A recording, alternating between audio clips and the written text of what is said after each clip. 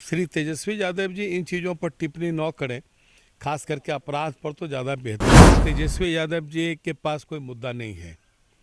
लगता है कि वो उन दिनों को भूल गए हैं जब उनके राष्ट्रीय जनता दल के शासनकाल में किस प्रकार से मुख्य सचिव के परिवार के सदस्यों के साथ लगातार दुर्भाग्यपूर्ण घटनाएं हुई थी। अपराधियों को जो 2005 के पहले सत्ता का संरक्षण प्राप्त होता था, वो चीज़ें अब खत्म हो चुकी है। नालंदा में जो घटना हुई है उससे बड़ा दुर्भाग्यपूर्ण घटना राज्य के लिए, देश के लिए नहीं हो सकती। इन दोनों घटनाओं पर पुलिस महानिदेशक ने कड़ी कार्रवाई का निर्देश भी दिया है और अपराधी पकड़े भी गए हैं और वीडियोग्राफी के द्वारा भी जो चीज़ें सामने आई है उसको चिन्हित करके बिहार पुलिस सख्त कार्रवाई कर रही है।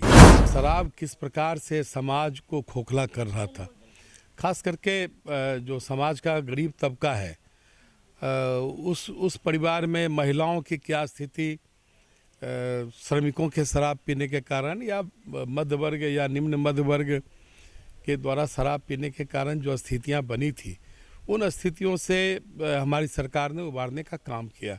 नमस्कार, NBC 24 देख रहे हैं आप। आपके साथ मैं स्नेहा गुप्ता।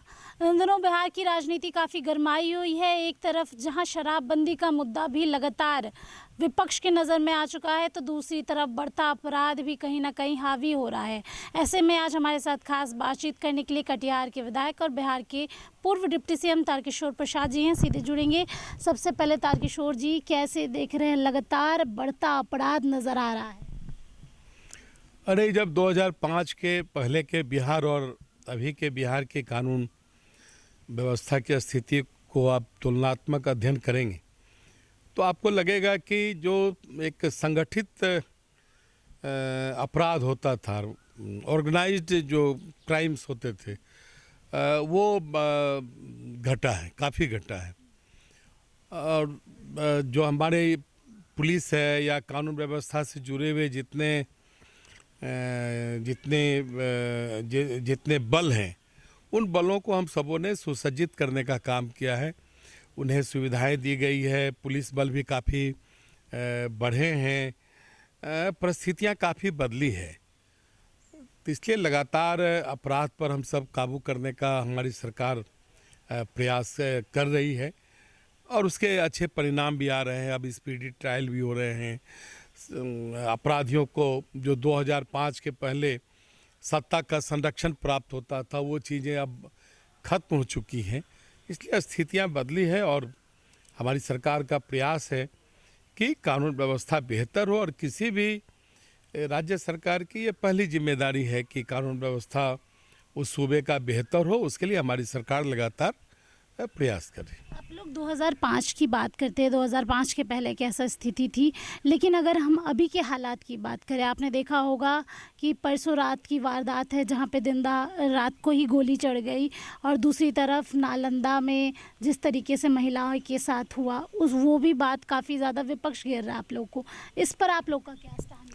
नहीं, देखिए, नालंदा में जो घटना हुई है उससे बड़ा दुर्भाग्यपूर्ण घटना राज्य के लिए, देश के लिए नहीं हो सकती है और काफ़ी ये शर्मनाक घटना, उसकी हम निंदा भी करते हैं और पुलिस सख्त कार्रवाई भी कर रही है।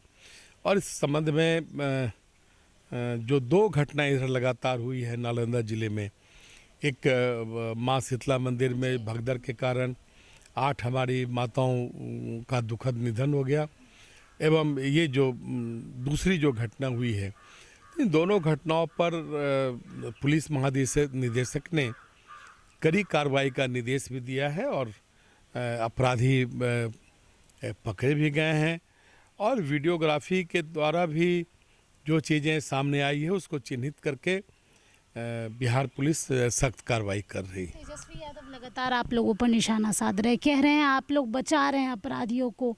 बार बार 2005 के पहले की बात करते हैं, लेकिन अभी की स्थिति पे आप लोगों का कोई नियंत्रण ही नहीं है। देखिए, तेजस्वी यादव जी के पास कोई मुद्दा नहीं है। लगता है कि वो उन दिनों को भूल गए हैं जब उनके राष्ट्रीय जनता दल के शासनकाल में किस प्रकार से मुख्य सचिव के परिवार के सदस्यों के साथ लगातार दुर्भाग्यपूर्ण घटनाएं हुई थी और उसमें उस दल के नेता की संलिप्तता स्पष्ट रूप से देखी गई थी। लेकिन उस समय की सरकार किसी भी प्रकार से उस मुख्य सचिव के परिवार के सदस्यों को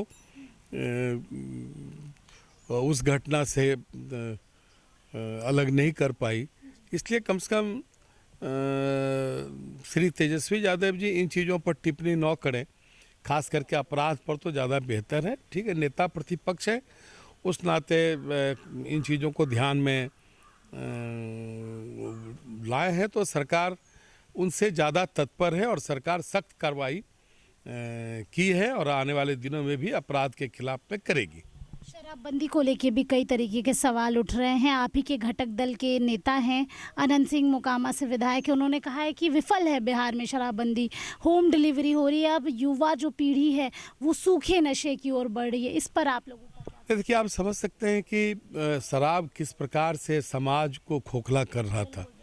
खास करके जो समाज का गरीब तबका है उस परिवार में महिलाओं की क्या स्थिति, श्रमिकों के शराब पीने के कारण या मध्य वर्ग या निम्न मध्य वर्ग के द्वारा शराब पीने के कारण जो स्थितियां बनी थी, उन स्थितियों से हमारी सरकार ने उबारने का काम किया।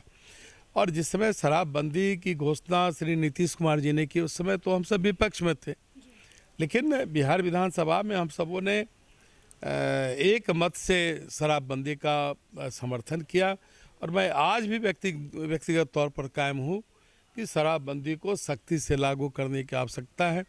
और आपके माध्यम से मैं राज्य के नागरिकों से भी अपील करूँगा कि आप इन चीज़ों से बचें, क्योंकि आप बचेंगे तभी आप अपने परिवार को एक आत्मनिर्भर परिवार बना पाएंगे या बिहार ऐसे सूबे को एक आत्मनिर्भर सूबा बना पाएंगे। इसलिए इन चीज़ों से बचना होगा और समाज के सभी घटकों को इस अभियान का एक हिस्सा बनना पड़ेगा। यह एक आंदोलन का स्वरूप हम सबों ने देने का प्रयास किया है और मैं तो बिहार के लोगों से भी अपील करता हूं कि इसे एक आंदोलन के रूप में लें और इस प्रकार की कुरीतियों को जो सीधे समाज जीवन के प्रत्येक परिवार पर इसका एक नकारात्मक असर होता है, चाहे वो आर्थिक रूप से हो, चाहे स्वास्थ्य के क्षेत्र में हो, या जो एक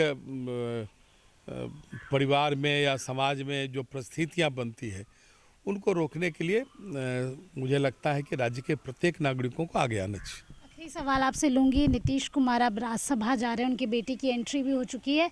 आप लोग ने एक लंबा समय नीतीश कुमार के साथ गुजारा है, मुख्यमंत्री के तौर पे बिहार के लोगों की बहुत सेवा की है, आप लोग कैसे याद करेंगे, क्योंकि अब मुख्यमंत्री का चेहरा कोई और हो? निश्चित तौर पर श्री नीतीश कुमार जी के साथ छात्र आंदोलन से लेकर अब तक उनका विशेष तौर पर मुझे सानिध्य मिला है और मैं तो उनके साथ उप मुख्यमंत्री के रूप में जनता की सेवा की है और बिहार का दो बार बजट करने का भी सौभाग्य उनके नेतृत्व में मिला है।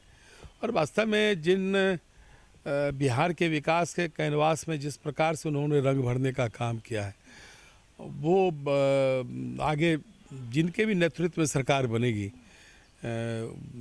उस पथ पर चलकर ही बिहार को एक विकसित बिहार बना सकता है।